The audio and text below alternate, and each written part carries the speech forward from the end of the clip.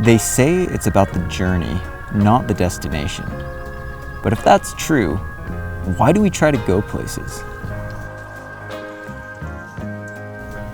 If you're new here, my name is Ethan, and I'm about 700 miles into my 2,650-mile through hike of the Pacific Crest Trail, spanning from the Mexican border in Southern California to the Canadian border in Northern Washington. I've been hearing a lot of people say on trail, it's about the journey, not the destination. It's about the people you meet along the way, not the view. Hike your own hike. And to be honest, I can't argue with much of that sentiment. But I'm convinced that it's only in light of the destination that the journey is meaningful.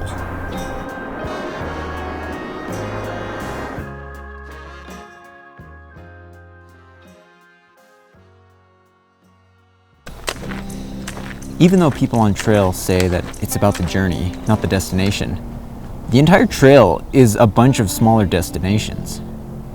The next meal, the next water, the next camp. The goal is too big to be thought about too much. You have to break it into smaller bite-sized pieces. But you're still motivated by a purpose each day. We thought we'd take a shortcut back to the trail. And then we climbed, and then we made it. Live in the moment, they say. I think a lot of people are attracted to a life without responsibility and direction. What if you could wake up and do whatever you felt like that day? No work, no kids, just whatever you felt like doing. That's the life that social media teases us with. Even if I could have that, I don't think I would. Because meaning in life comes through purpose, and purpose comes through service. I heard a renowned clinical psychologist say that there's no difference between thinking about yourself all of the time and depression. Our culture teaches us to live for ourselves. Follow your heart, chase your dreams, move into a van and adventure full time. What they don't tell you is the reality of what happens when you merely live for yourself. It's called the most miserable, anxious generation that the planet has ever seen. True fulfillment comes from a service of love for others and living for something bigger than yourself. So then, Ethan, what are you doing skipping work for 5 months just to hike? Isn't that living for yourself? I thought about that for several years before embarking on this journey. Here's what ultimately led me to choosing to do this. The life of a Christian should be that of reaching out to others with the gospel good news. One of the greatest accusations against Jesus is that he ate with tax collectors and sinners, people who didn't believe like him. To a large extent, my time in ministry has been focused on people who have already heard the gospel. Jesus didn't come to call the righteous, but sinners.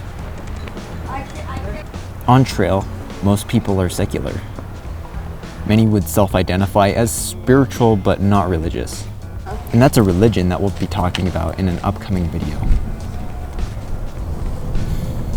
As I shared in my last video, I've been having a lot of faith conversations out here. I've never had so many opportunities to discuss faith with others, but not in a pushy, let me tell you about my religion kind of way.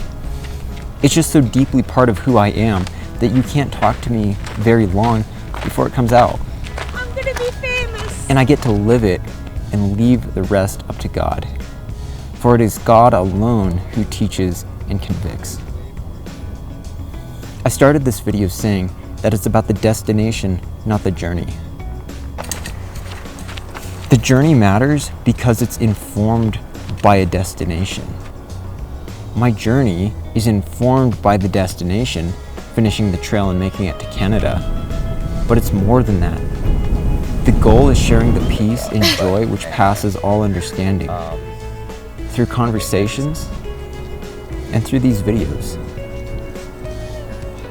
A life dedicated to others is the life that the greatest man who ever lived called us to.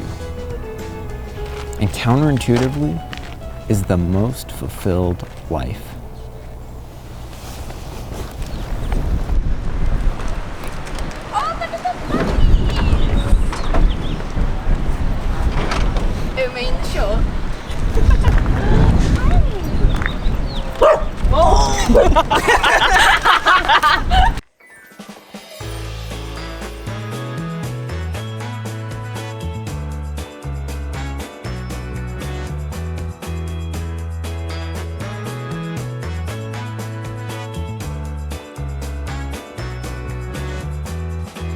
Ladies and gentlemen, this is Poodle Dog Bush, and it will kill you.